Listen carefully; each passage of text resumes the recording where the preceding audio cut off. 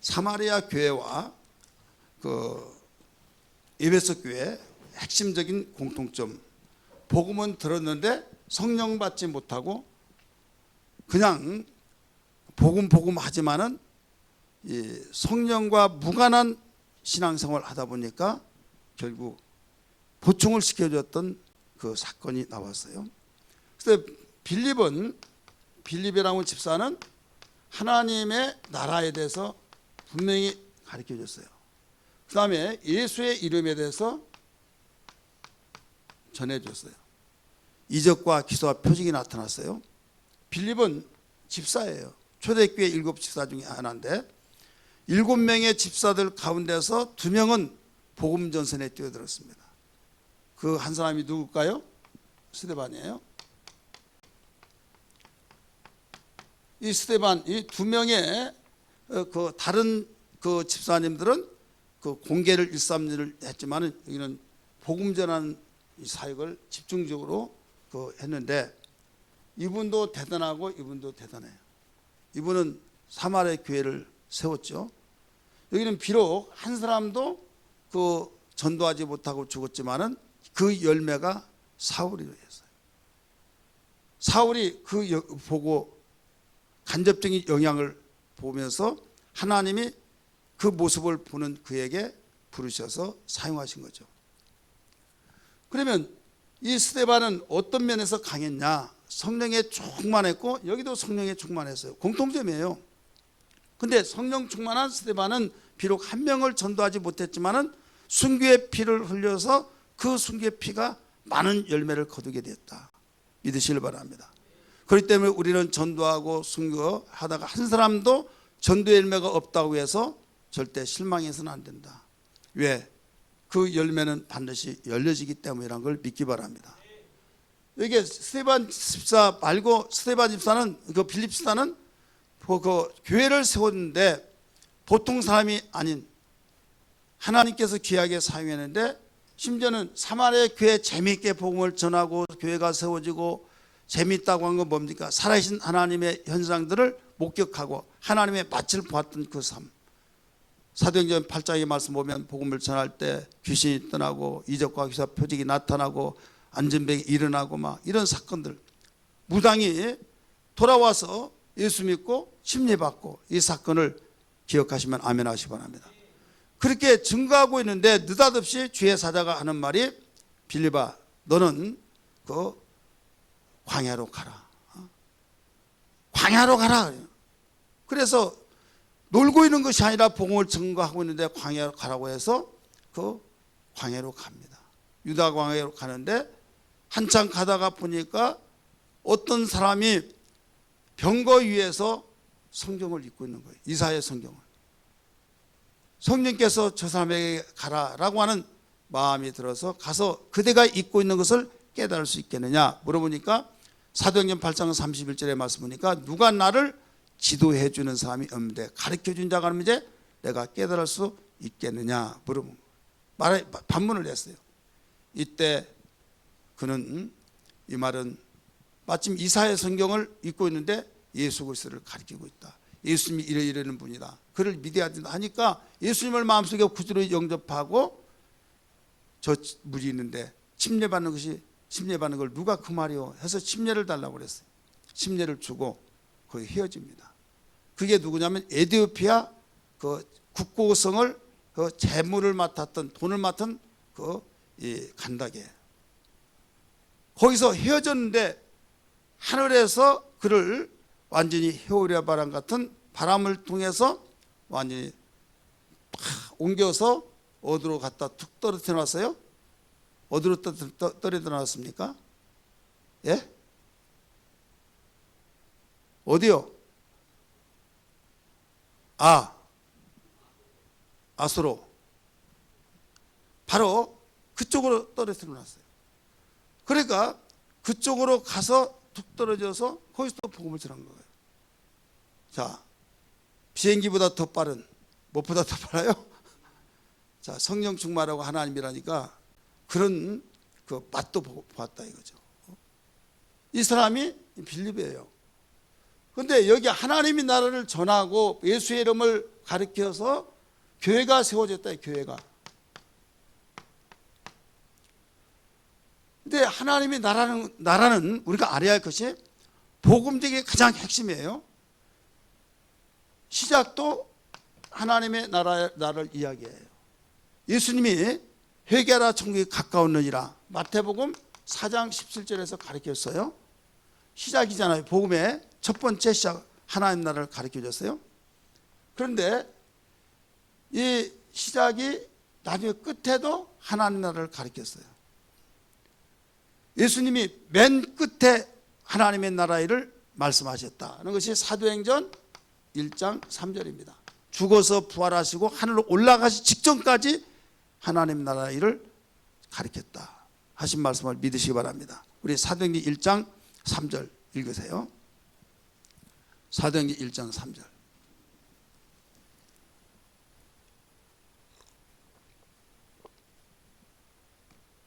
읽으세요. 시작.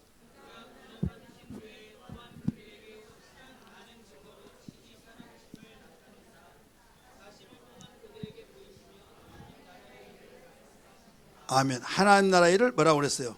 말씀하시니라. 회개하라 천국이 가까웠느니라. 공생의 맨 시작에서부터 터뜨린 말씀이에요. 마지막 하늘로 부활하셔서 죽고 하늘로 올라 직전까지 하나님의 나라를 가르쳤어요. 그래 복음이 전하는 곳에는 하나님 나라가 반드시 증거돼야 된다 이거죠. 하나님 나라가 증거되지 아니하면 이건 복음이 될 수가 없어요. 하나님 나라가 빠뜨려져 버리면 하나의 종교 모이면 될지언정 생명의 모이면 될 수가 없습니다.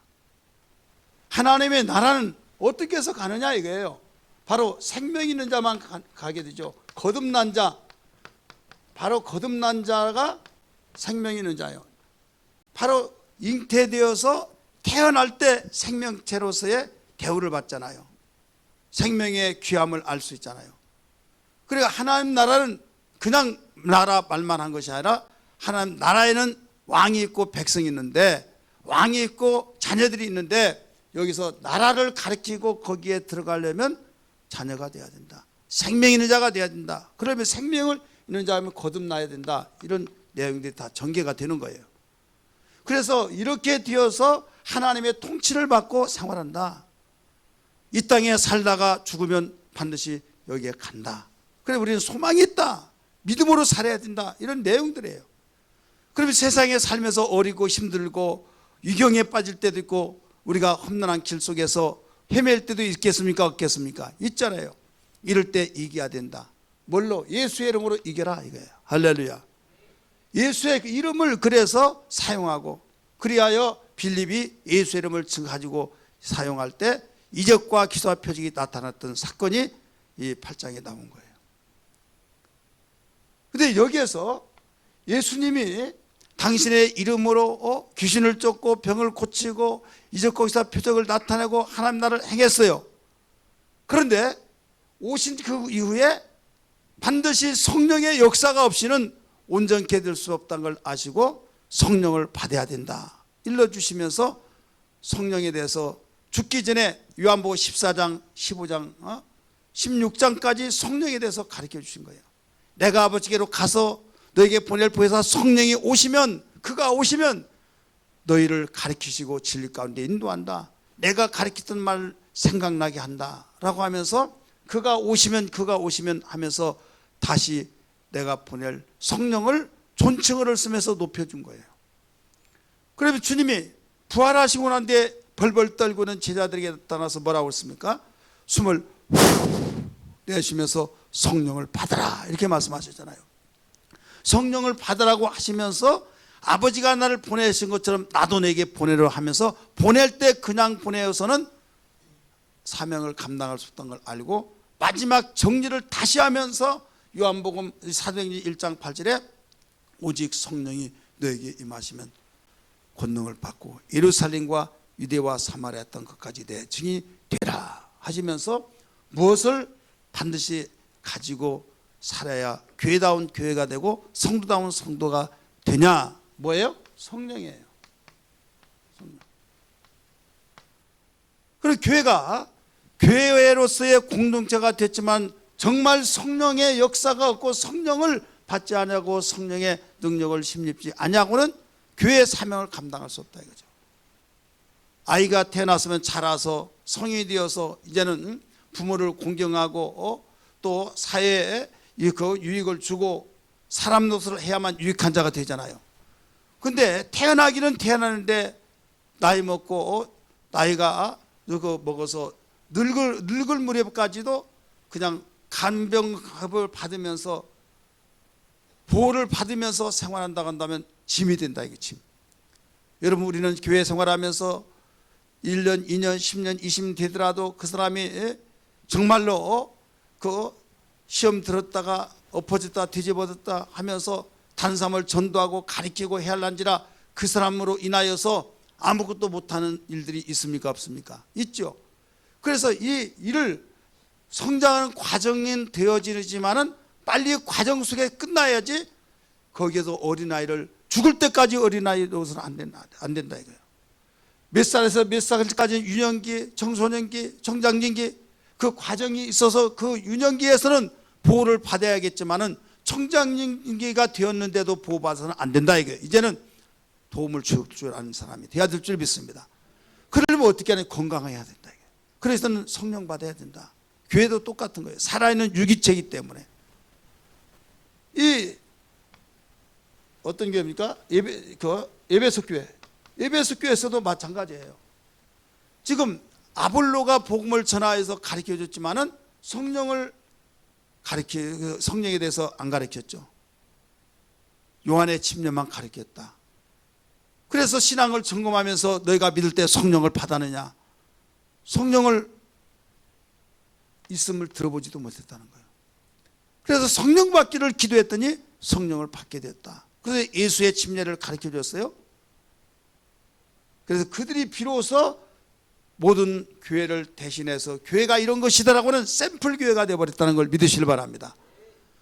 그래서 이 두 가지의 공통점이 뭐냐면 모두 성령 받기 전에는 미약한 교회였다. 어린아이 같은 교회였다. 보호를 받는 교회였다. 사명을 감당하지도 못하면서 계속 그냥 보살펴주는 교회만 되었다. 그런데 이제는 성령 받고 난 뒤에는 성교하며 성숙하고 건강하고 바로 다른 사람들을 위해서 성교하며 살려주는 사명을 감당하는 교회가 됐던 걸 믿기 바랍니다. 그렇다면 오늘 적용시켜서 비출 때 우리는 어떻게, 우리 애관교회는 어떻게 하느냐, 애관교회 한 공동체 한 개인으로서의 지체로서 어떻게 하느냐, 우리는 성령 받아야 될 줄 믿습니다. 성령으로 충만해야 될 줄 믿습니다. 성령으로 충만하지 못하면 아무리 나이가 먹었다 할지라도 아무리 연수가 간다 할지라도 여러분 영적으로 어린아이가 될 수밖에 없는 거예요. 영적으로 어린아이는 보살펴 줄 수밖에 없고 바로 믿지 아니한 그들을 향해서 더 계속 복음이 증거되어야 하는데 그 사람이 그만큼 시간을 낭비가 되어진다 이거예요. 낭비되어진다고 해서 여러분 섭섭하게 생각하지 말고 우리는 빨리 그래서 성령 받아야 된다 이거 성령으로 충만해야 된다는 걸 믿기 바랍니다. 따라서 합시다. 성령으로 충만하자. 술 취하지 말라 이는 방탕한 것이니 오직 성령의 충만을 받으라 라고 말씀하셨지. 오늘날 문제는 한국교회뿐만 아니라 세계교회가 어둠의 영에 사로잡히고 분별하지 못하다가 보니까 그냥 종교의 형체는 있는데 모양은 있는데 어떤 의식은 있는데 생명력이 없다 이거예요. 생명력이 없다가 보니까 여러분 다 날아갈 수밖에 없는 농사를 지어보면요. 지금은 탈곡으로 기계로 다 짓지만 옛날에는 홀대라는 것이 있어서 홀대 알아요? 몰라요? 농사를 안 지은 사람은 모르고 그건 나중에 사진을 찾아보든지 알아서 하세요. 예, 이런 쇠가 있어요. 그 쇠 사이다가 별을 갖다 딱 대고 잡아 당깁니다. 발판을 딱 찍고 잡아 당기면 이 벼 이삭이 우수수 떨어져요. 그럼 벼 이삭 벼 알만 떨어지냐? 잎사귀 같은 거 떨어지고 쭉정이도 떨어져요. 그래 쭉정이도 떨어지고 또 모아지고 그 검부럭기도 모아지고 알곡도 모아지고 그러면 그것을 가지고 이제 바람에다 위에다 바람 분다 날려요. 그러면 쭉정이와 검부럭지는 밖으로 나갑니다. 근데 알곡만은 거기에 떨어져요. 그래서 구분이 돼요. 아무리 태풍이 불고 바람이 센다 할지라도 알곡은 그 밑에 떨어져요. 근데 거무럭지와 또 쭉정이는 멀리 가버립니다. 그래서 알곡과 쭉정이 갈라놓는다, 희질한다는 거죠. 지금 성령으로 충만하지 못하면 그와 같은 현상이 나타난다 이거죠. 성령으로 충만하지 못하면 알곡될 수 없고, 건강하지 못하니까 왜 쭉정이가 됩니까? 똑같이 곡식 벼 한 이삭에서 쭉정이가 나오고 알곡이 나오는데 왜 그러냐 이게. 쭉정이가 나온 거기서는 양분이 그쪽으로 가지를 않는 거예요. 병이 들었다든지 영양분이 공급되지 않았다든지, 포도나무 가지 가운데서도 열매 가운데서도 다 주렁주렁 건강하게 상품의 가치가 있고 먹음직한 그런 포도송이가 있는데, 그 알 하나하나 어떤 알들은 거기에 그 썩고 말라 비틀어지고 병들고 그런 알맹이들이 있습니까 없습니까? 있죠. 못 먹을 것이 아니라 먹을 것이지만은 건강하지 못하면 그와 같다 이거죠. 교회라고 한 지체 가운데서도 어떤 이는 건강한 사람이 있고 어떤 사람은 건강치 못한 신앙이 있다 이거죠. 건강한 신앙은 우리는 바로 하나님께로부터 귀히 여김을 받지만은 건강치 못하다고 한다면 빨리 일깨워져서 고치고 여기에서 회복되어서 건강하기를 원하시고 있는 것을 믿으시길 바랍니다. 뭐가 약이냐? 성령 충만이에요. 따라서 성령 충만. 다른 것으로 이루어질 수가 없어요. 우리 영적 생활은 오직 성령의 충만함. 그래서 신앙생활이 복잡하고 어려운 것 같지만은 아주 간단하고 아주 단순합니다. 왜? 성령 충만하면 되는 거예요. 따라서 성령 충만. 그럼 어떻게 충만하냐? 복잡하지 않아요. 사람들이 일하다 보면요, 직장에서 일하다가 힘들면요, 에라 시골 내려서 농사나 짓는다. 농사나 짓는다 그래요. 그러면 농사 지면 나 같은 사람은 잘 짓지만은요, 누구 같은 사람은 못 져요. 농사가 뭐 그렇게 쉬운 줄 아십니까? 농사지 보고 나는 쉬운 줄 알고 농사 짓는다고 해서 왔는데 농사가 왜 이렇게 어렵냐는 거죠. 농사 품종이 한두 가지입니까? 꽤, 고구마, 감자, 하지감자, 또 뭡니까? 콩도 뭐 서리태, 백태, 뭐 고추, 토란, 얼마나 많습니까? 그런데 그 토양과 그 모든 것이 다 맞고 거기는 어느 땅이 다 달라요. 그걸 언제 다 외워요?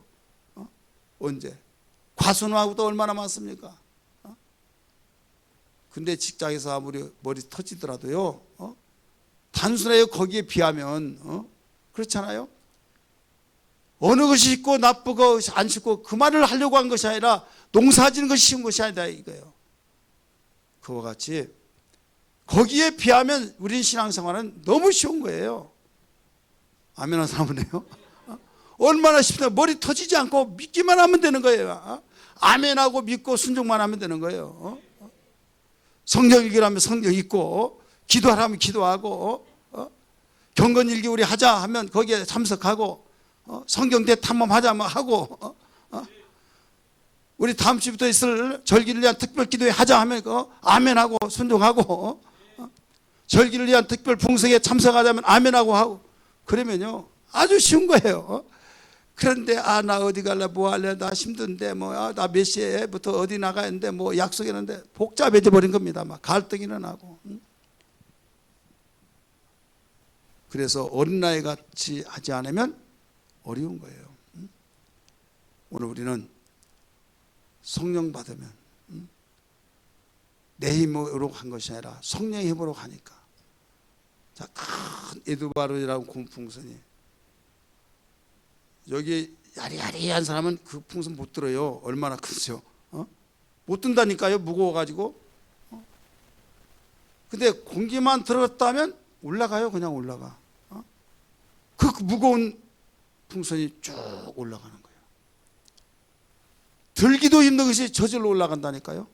자, 성령 받으면, 성령으로 충만하면 교회 가고 싶어하고, 성경 읽고 싶어하고, 전도하고 싶고, 또 성질 내고 싶지 않고, 바가지 걷고 싶지 않고, 그렇다니까요. 그런데 이것도 모르고 막 사랑하라, 이해하라, 서로 사과하고 막 다독거리 주라, 미운데 어떻게 다독거리죠. 막 다독거리면 가시같이 막 찔르려고 한 것 같은 마음이 그래 도사리고 그런 것이 이런 것이 막 있는데 그냥 하는데 막 예 하라고 해서 하기는 하지만은 찔러 완전히 벌레가 막 왔다 갔다 한 것 같고 밤소이로 막 아픈 것 같고 그러니 신용은 있지만은 속에는 계속 낚시가 있는 거예요. 어떻게 살아가겠습니까? 성령 받아버리면요 다 모든 것이 무너지고 그냥 주님을 향해서 주님의 사랑과 주님의 위로와 주님의 평강 없고 힘들고 어렵더라도 주님의 소망을 하늘나라 가질 때 그 나라 가서 정말 위로를 받고 영광이 나에게 거기에 다 준비되어 있다 생각할 때 얼마나 감격과 위로와 소망이 있는 것을 믿으시기를 바랍니다. 세상은 이걸 알지 못해요. 비밀이에요. 믿는 자에게만 가르치는 비밀. 예수께서 우리에게 비밀로 보여주시잖아요. 하나님은 예수님 십자가에 죽을 때 누가 복받았고 누가 그를 하나님의 아들이라고 말했겠습니까? 나는 아버지께서 보내서 왔다라고 말했지만 누가 그걸 믿었냐 이거예요. 왜 예수를 믿고 실망한 줄 아십니까? 십자가에 죽었다고 그것 때문에. 그래서 그 문선명 씨가 거기에서 실망하고 나는 그런 예수 안 믿겠다. 하나님의 아들 어떻게 힘없이 죄인들의 손에 죽느냐. 그래서 통일교 만든 거예요. 근데 그 뒤에 영광을 몰랐다 이거죠. 3일 후에 나타날 영광을 바라보지 못했기 때문에 여러분이 예수 믿고 때로는 고난을 받고 핍박도 받고 억울함을 받기도 하고 이모저모 다양하게 정말 누구에게 하소연 한들 알아준 사람 없고 오히려 핀찬하고 여러분 그게 실패가 아니고 그게 억울함이 아니고 우리의 믿음이 있다 이거죠. 그 숨긴 뒤에 부활의 영광이 있듯이 하나님의 우리에게 나타날 영광이 있다는 것을 믿으시기를 바랍니다. 그러므로 성경은 말하기를 오직 의인은 믿음으로 말미암아 살리라. 할렐루야. 믿음으로 말미암아 살리라. 그러니까 누가 알아주든 몰라주든 누가 인정하든 안 하든 내가 어떤 환경에 있든지 간에 주님 알아주시면 그걸 최고의 위로로 생각하고 최고의 만족으로 생각하고 나가는 거예요. 그렇게 하다가 보면 빛 대신 주님의 모든 위로하심과 또 그동안에 내가 참여하고 얼마나 수고했느냐 하면서 모든 영광을 그게 안겨줄 때에 그는 그때 해같이 빛난 것을 믿기 바랍니다. 이게 성경의 모든 역사들을 보여주고 있지 않습니까? 요셉에게 보여줬지 않습니까? 다니엘에게 보여줬지 않습니까? 다윗에게 보여줬지 않습니까? 수많은 믿음의 사람들에게 믿음의 선조들에게 보여준 내용이 성경에 나온 이야기들이에요. 오늘 우리는 기도할 때 하나님 이 시대가 성령을 외면하고 성령조차 단어도 잃어버리는 이 시대에 성령의 충만함을 주옵소서. 성령 없이 나 스스로 신앙생활하려고는 어리석음 잠깐이나마 망각했던 어리석음을 용서해 주시옵시고 주여 성령의 충만함을 달라고 애통하며 기도해야 될 줄 믿습니다. 성령을 외면하고 신앙생활하는 자는 바로 가장 미련하고 어리석은 자라는 걸 기억하면서 우리 새롭게 마음을 가다듬고 우리 깨어있는 신앙 되기를 주의 이름으로 축복합니다. 할렐루야.